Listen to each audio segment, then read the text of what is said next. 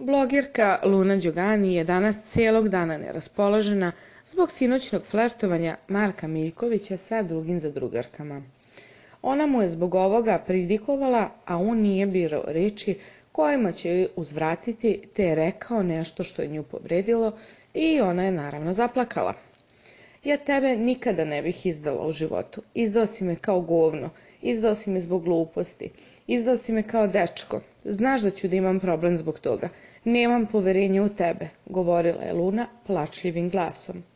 Nemaš poštovanja, imaš ljubomaru, posesivnost, ono što ja ne volim, drsko je odgovorio Marko. Boli me kurac, sa kim ćeš ti da se gledaš i sa kim flertuješ. Ja nikada nisam bila ljubomorna, odbrusila mu je Đoganijeva. A sa kim sam ja to sinoć flertovao? Stalno mi praviš da ja flertujem sa nekim. Sa Stanijom Dobrović. Sa kim? Rekao je besno Marko. Marko je negirao sve Lunine izjave i govorio je da njeni izlivi ljubomore itekako smetaju i da to neće da trpi.